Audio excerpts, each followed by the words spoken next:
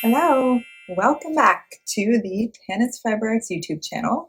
Here I am coming to you live from my living room, and I'm really hoping that the sun isn't completely insane because I really had to sort of like angle the camera because the sun is currently coming in from the side and it was just making streams of like heavenly light coming through, which sounds lovely but is actually really weird and distracting.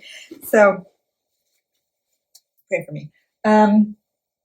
Let's talk about some knitting. I finished something. Look at this beautiful hat. I knit this. I showed you last week. I had just started it. This is the Blue Jay colorway from the Blue Brick Yarns Gradient Dyed. I used the entire skein. I used up every last bit for the pom-pom. And I knit the antler hat pattern by Tin Can Knits. And how cute is this hat? I'm very, very pleased with it. I think it's adorable. It actually matches my son's winter coat really well. So it's added to the family hat bin, but in theory it's his. So this is my first finished object of the week. Love it. Highly recommend both pattern and yarn. Next up, I wanted to mention that you've already seen me wear this, and I was going to get changed. I thought, I don't know, but I've recently worn it in a video. But you know what? This is what I wear like every day. And so I thought I'm going to run out of new outfits to wear every week in a video. You're going to see some repeats. And if it's going to be repeated, why not it be a super cool knit sweatshirt, which we currently have available in the shop. So it seems appropriate. They're available in the shop and they'll be shipping soon. The last time they were available, it was a pre-order format. And I said that they were going to be shipped by the beginning of December. And I think they'll be shipped by the end of November, which is even better, right? So they're all going to arrive in time for holiday gifting, and it's going to be fantastic. I also have two very exciting new whips. I've literally never said whip. I always say work in progress. Even when I write WIP, I say work in progress. I know that's just a me thing. I'm going to try and get comfortable saying whip. So 2 new whips on the needles. I started them kind of spontaneously. Last week I talked about this. I was showing you all my sweater plans and all the yarn from Sunday Knits that I had. I guess I don't need all of these skeins here. To knit the Paul Klee sweater. And I am doing it. So last week when I talked about it in the podcast and the video, I was just kind of brainstorming my plan for the colors. I had this kit from Sunday Knits for another sweater called the Milano sweater, and it had 11 colorways in it. I opted to use only 10 of the colorways. Full disclosure, 12 skeins are included in the kit. 2 of them were the same color. So that left me with 11 colors. And out of those 11 colors, another 2 of them were just really, really similar kind of jade green shades. And I decided that I didn't want 2 of kind of the same color. So I swapped it out. So I've got 10 from Sunday Knits, and then the remaining 8 colors are just made up from my own stash. And actually, to add to that, the way that I did it, I have a lot of yarn, obviously, and a lot of leftover bits of yarn. And so what I did is I wanted a rainbow. I put out all the Sunday Knits yarn, kind of decided where I thought there were holes. Then I looked around my office and my personal stash, and I found colors that were going to fill in the gaps. Great. Then I went one step further and I went into my bin of leftover sock yarn, because this is all fingering weight, sock yarn that I just had already wound up, little acorn-sized balls. Acorn, that's a big acorn or mandarin orange-sized balls, left over from previous projects that I've already knit. And if there were any colors that I could swap out for those, I did. So for example, I had another purple, sort of light purple, maybe it was lilac or something, in a mini skein, but a mini skein that had not been wound. Like it's still brand new mini skein.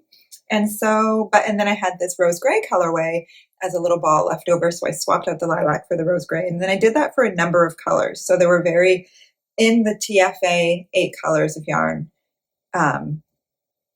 they were all pre-loved skeins that I got to put to use. And I actually really like doing that because it gives me some sort of restrictions, like when you can use any color in the world, the possibilities are endless and it can be really hard to narrow it down and make decisions. So when you limit it to stuff, if you put any type of restriction on it, like I'm only going to use leftovers, I'm only going to do skeins that, even leftovers that only have like 25 grams or less, because then I want to keep my larger leftovers for something else, stuff like that. It just makes the decisions easier for me. So there you go. And I'm really happy with how this yoke came out. So the sweater actually the instructions have you knit the collar first and then do the yoke and then do the rest of the body. I didn't know what color I was going to use for my main color when I cast on. So I just did a provisional cast on, went straight into the color work because that's like really what I wanted to get at. And then when I was done the color work, I set it aside, and I have since chosen a main color, and I'll just spill the beans and I'll show you it. It is this, which is probably looking black. I'm wearing navy. Yeah, it does look a lot black. It's a very dark chestnut, a really dark plummy browny black.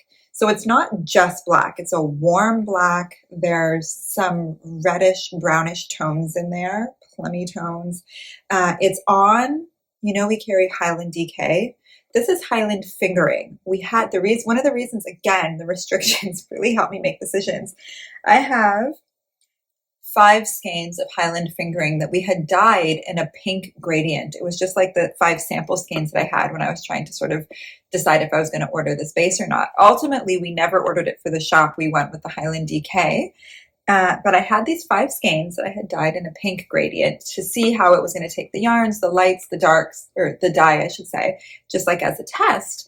And I decided that this base would be a really nice complement to the yoke. I didn't want something too shiny too slick. I wanted something with a little bit more of a halo for the main color, because a lot of the colors in the yoke, all those Sunday Knits colors, have a nice soft halo. So I didn't want anything too incredibly crisp, like a superwash sock yarn that has a high twist, is kind of shiny, is really crisp, and then wouldn't give me sort of the softness that I've established in the yoke. And I think that this will. And I discussed last week, I wanted a dark color. I like a color work sweater that pops against a dark color where the yoke is really bright. And if I wanted to overdye these 5 colors of pink that were 5 different shades, I would need to go dark because I can't dye lighter.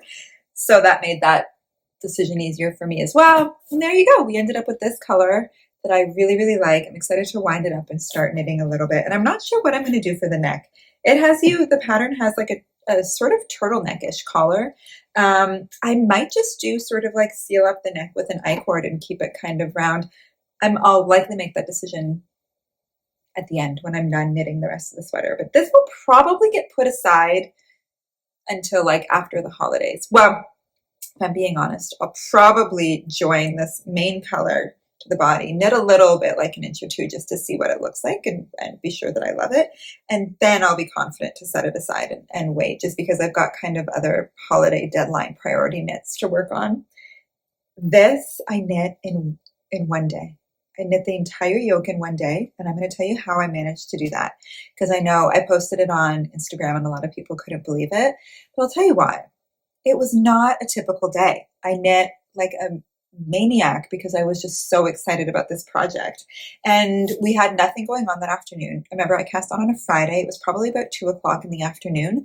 I was done my work for the day. I sat down and started knitting, and basically looked at my husband, at Chris, and was like, I can't stop. I'm not going to be able to do anything else for the rest of the day, which was fine because we had nothing on the calendar. He ran around and did the after school pickups with the kids. And since it was Friday, we often do like a Friday night pizza night. So he picked up some frozen pizzas, threw them in the oven.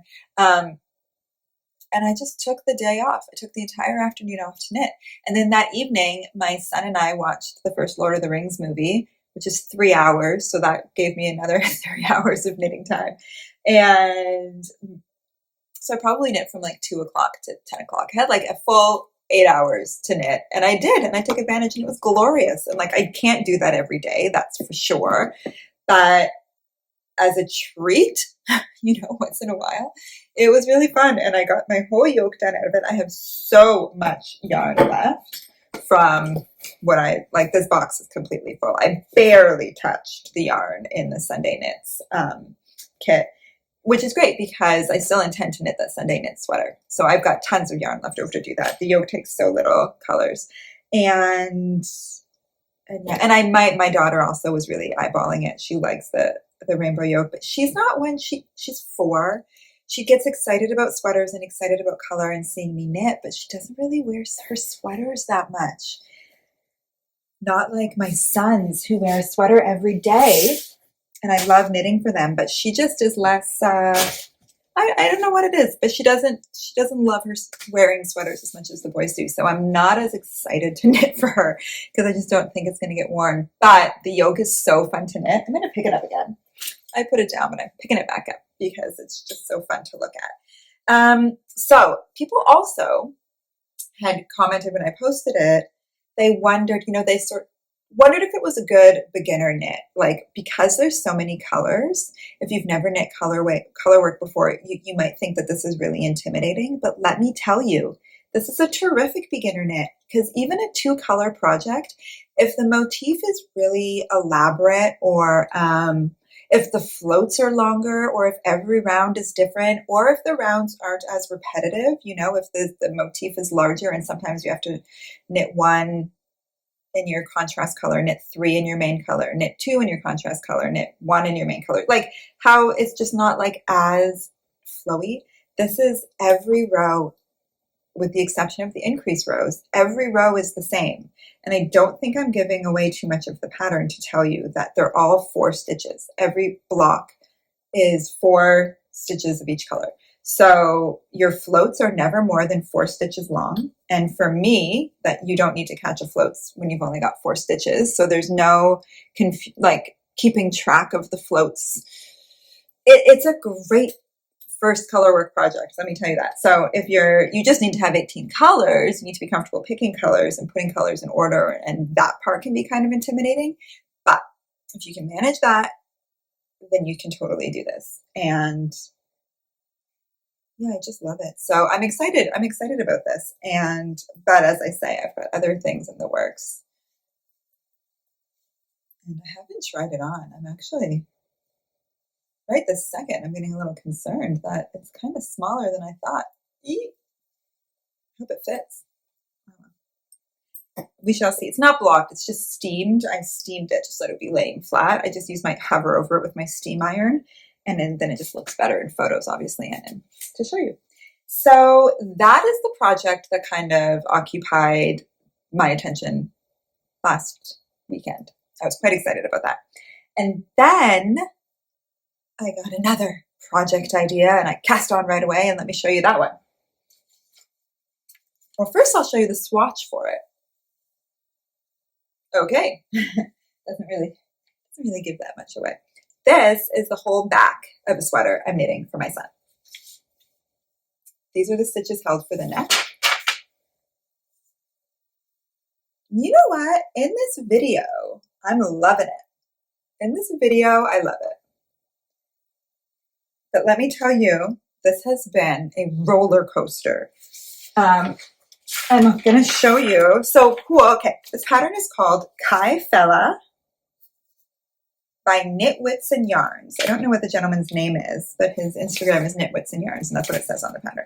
And he provides you with these. This is the front and the back. There's one for the sleeves as well, to color in the colors you're going to be using. And I tried a lot of different color combos because, holy smokes, it was hard for me. Okay, so this one, what do I think here?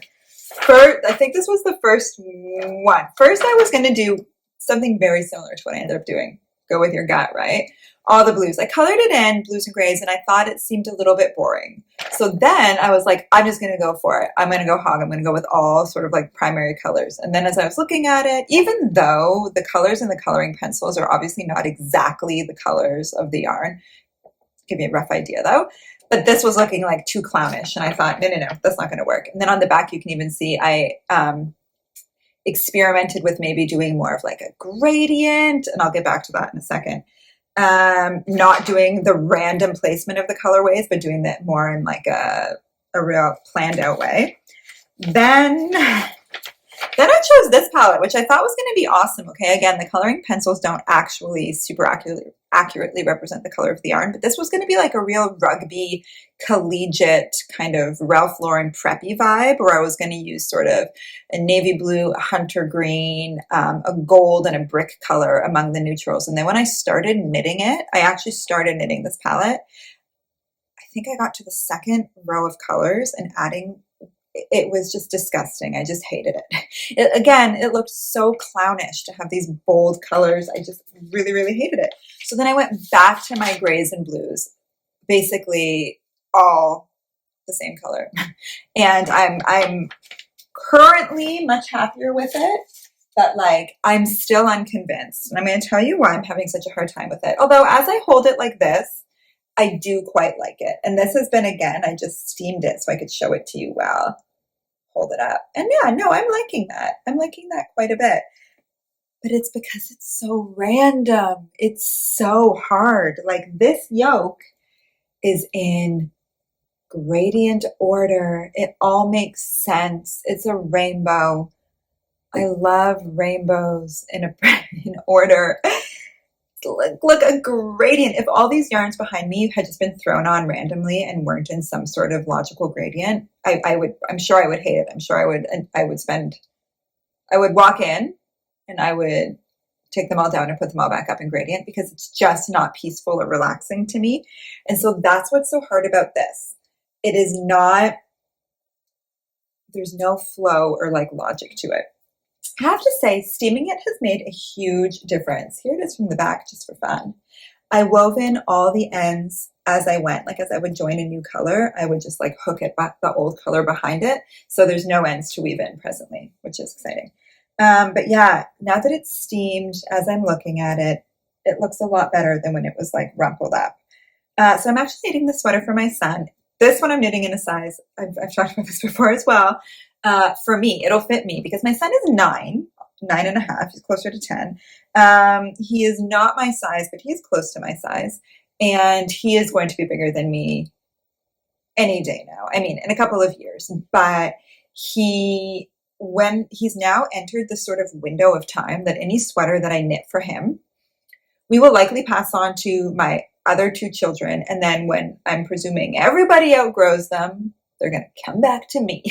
And so in theory, when my son outgrows sons, plural, outgrow the sweater and nobody else is wearing it, or even if I just want to share it, if we want to share it, I'll be able to wear the sweater because I am the size of a preteen boy. So that's just exciting for me, I suppose. Why it's relevant that I share that, but also I just feel like we've entered a window. I don't know why I feel the need to like over explain this, but it's like a period where I could knit it and it could be a little bit too small for me and he'll wear it for a year and I will never get to wear it. And then like, we'll just have to pass it on to somebody else when we're done. Or I knit it just a little bit too big for him and then I will be able to wear it forever. That's sort of my plan.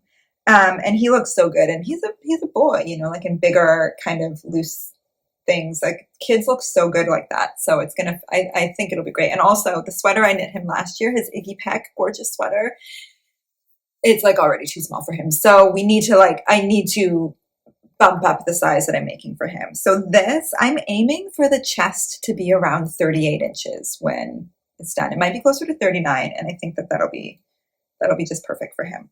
So this is the back. The front will be very, very similar with obviously some neck shaping down the front, but just the same random color blocks. Same with the sleeves. It all gets pieced up. I'm using the darkest color, the darkest blue as the hem, all the trim, and I think it'll be gorgeous.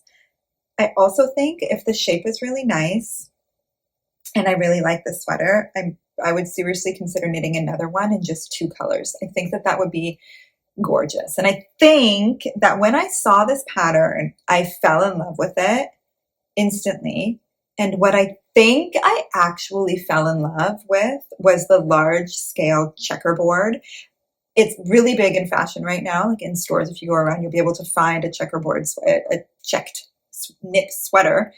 in many, many stores, and they're 2 colors. And I think that just having like taken in that, fashion information over the past couple of seasons, that's what I had in mind when I saw this. Do you know what I mean? Like they're not really, I saw the checkerboard and was like, yes, I love checkerboard. And then started knitting it, was having such a hard time with the colors.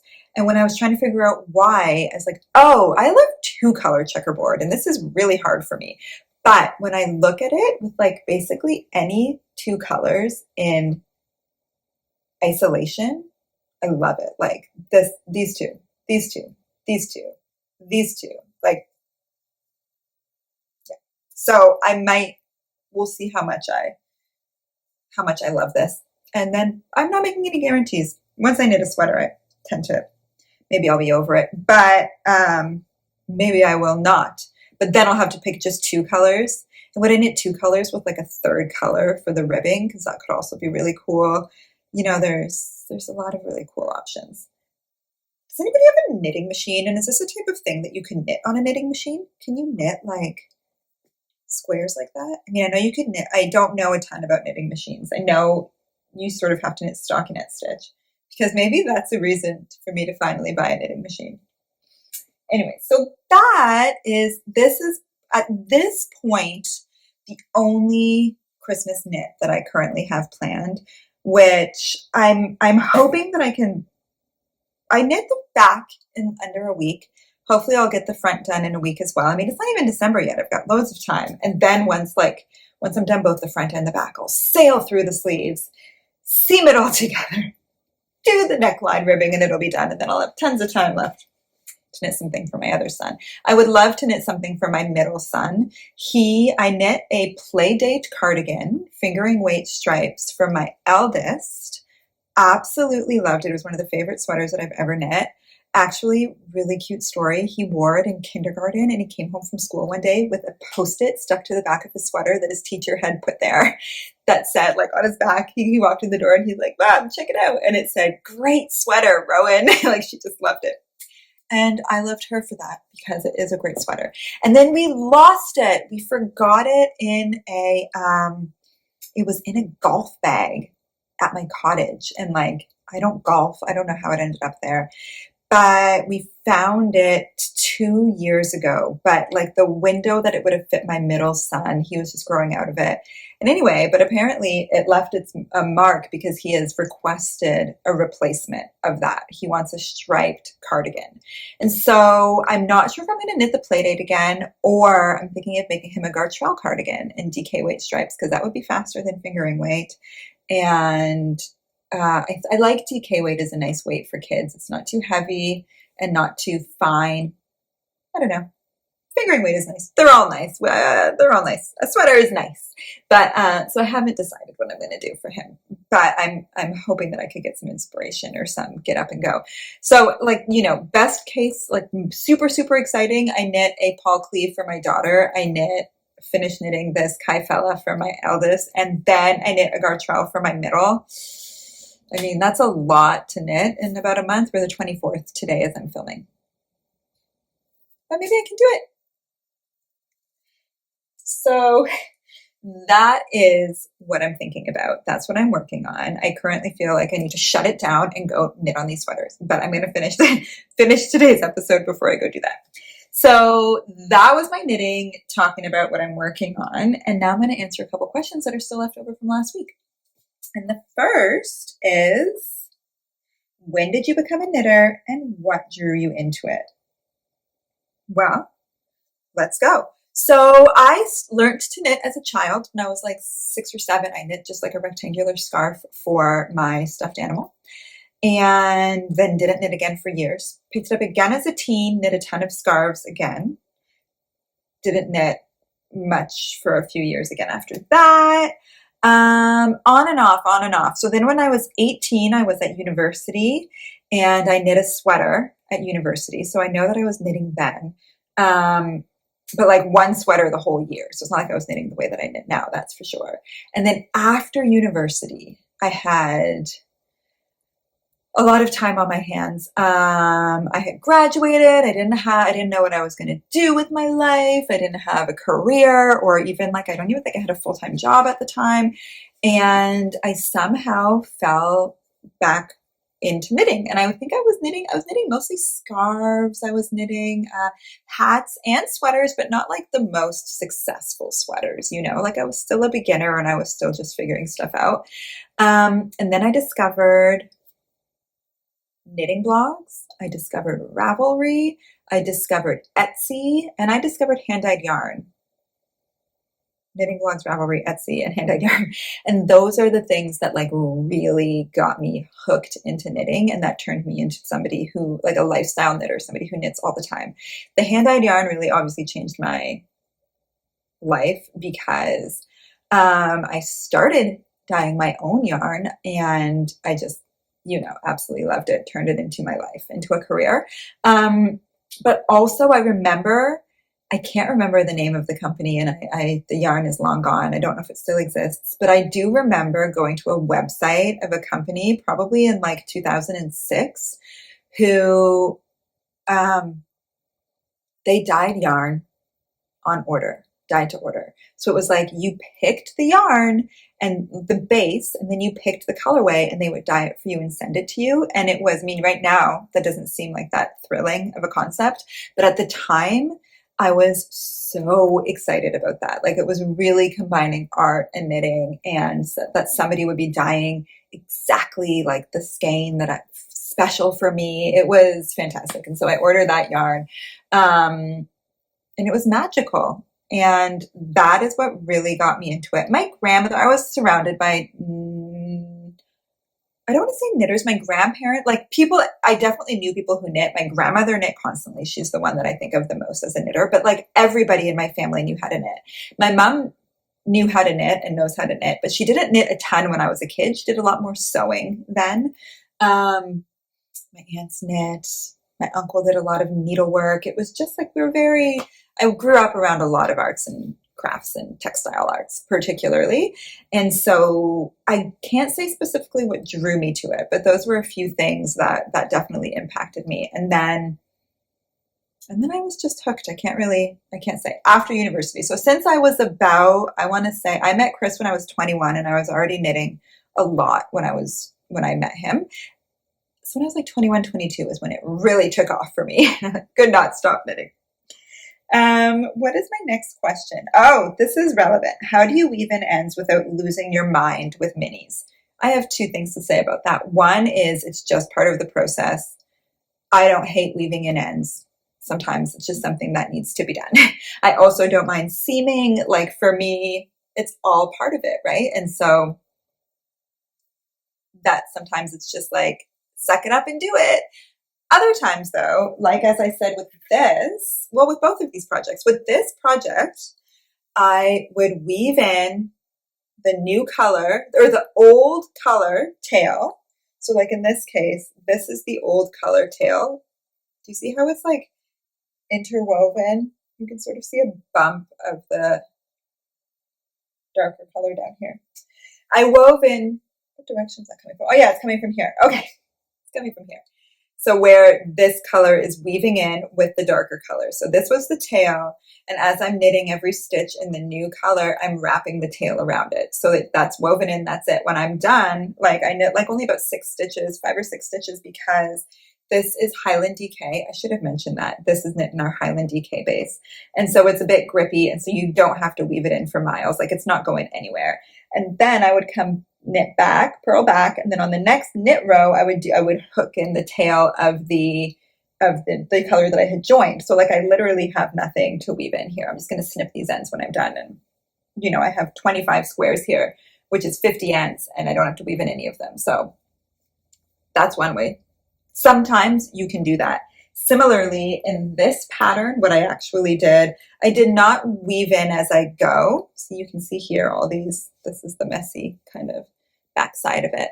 I didn't weave in the same method as that. I just didn't feel like it, because sometimes I find it more cumbersome to weave in as you go than I do to just take a couple minutes at the end and weave in my ends, because it can kind of disturb the flow. And since this was such a brain mindless, like required very little concentration to knit through it. I didn't want to have to stop and weave and mess up my flow. I'm just going for it.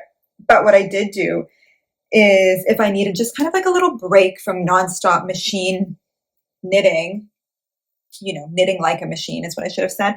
I would stop, weave in a couple of the colorways of ends, and then go back to knitting so that at the end, because this one has 18 colors times 2 ends per color is 36 ends. Is it? I think so. Is 36 ends. Yes. So 36 ends to weave in at the end.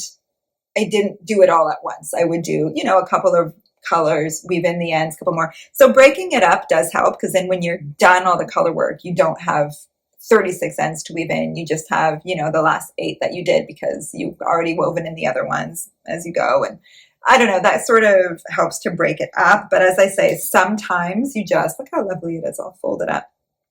This is growing on me. I'm glad I'm talking about it, because I was quite worried that I was going to hate it. Sometimes you just have to suck it up, and that's all there is to it.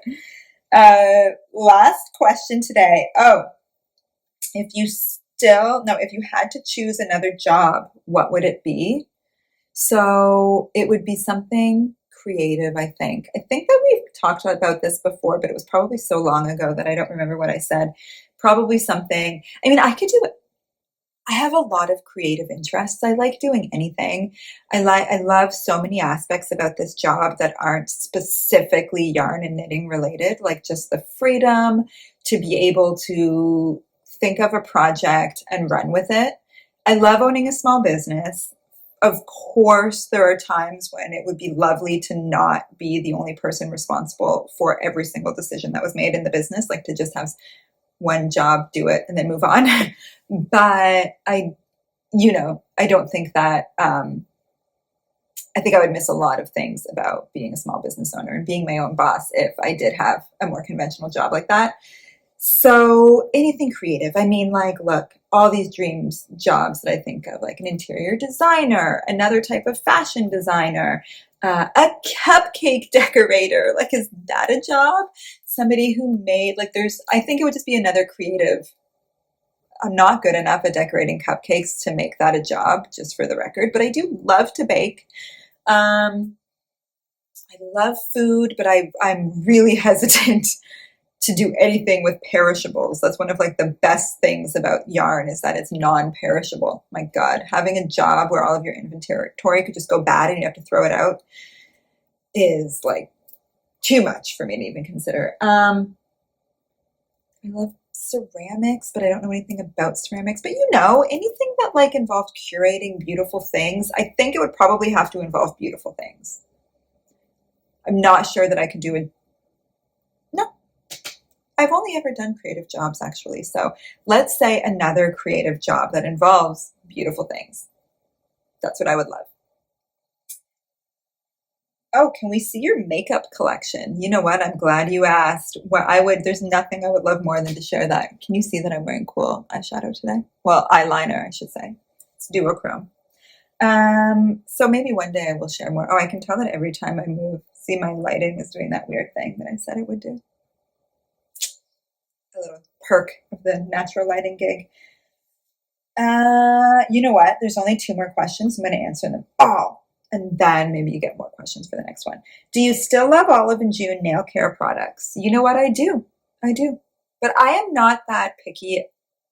Am I not that picky? Yeah, no, I'm not brand loyal. I love Olive and June. I really like their colors, though I don't find that the performance of the way that the polish wears on my nails is any better than Essie or a drugstore product. But their prices are basically drugstore prices anyways. So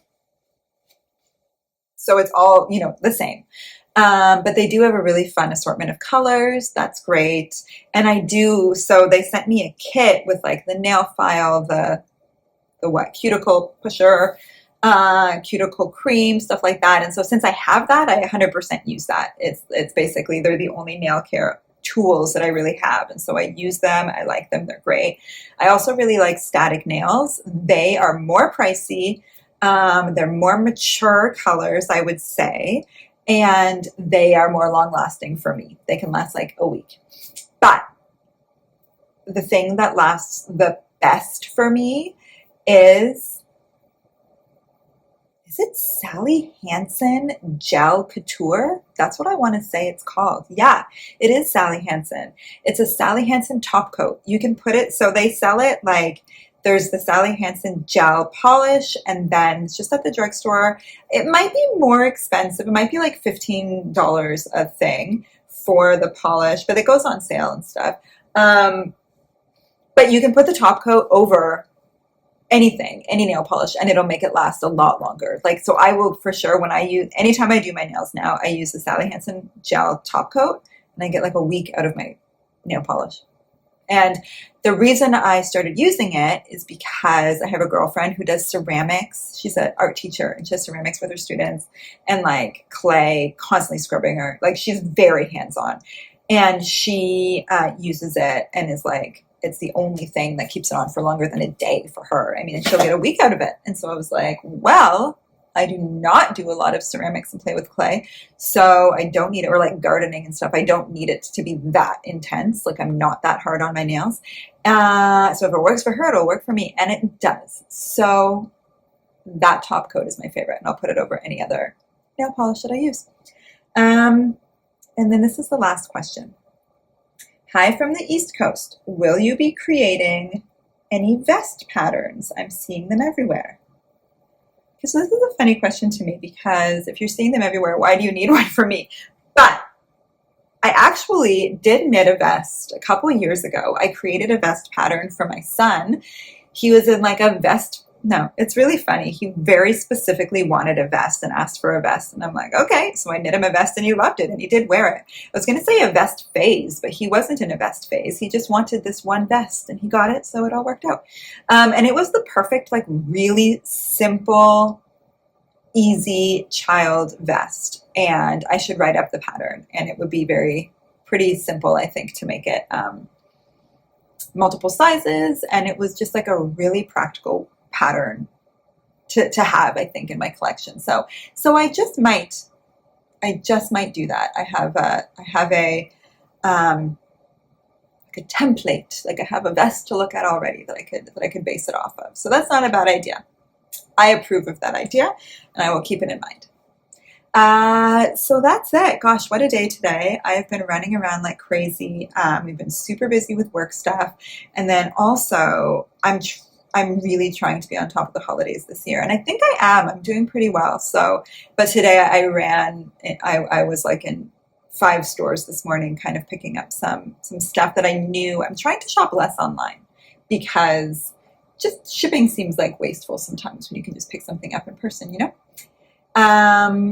And then also just like I get some pretty chaotic energy when I'm waiting for shipments, and I'm like trying to track my shipments, and you ordered it this morning and I'm already checking the tracking in the afternoon. And it's like just becoming a lot. I'm just not reasonable all the time about stuff like that. So I went out in person to stores and purchased some things that I knew were on my list that I wanted. But now I'm exhausted. So I'm glad that we've had this little yarn chat. I hope that you enjoyed it. I hope that you're excited about my sweaters. I've got a real square color work theme going on, and I'm digging it. And I will see you next week, when maybe I will have another striped, colorful, square sweater on the needles, or maybe not. So see you then.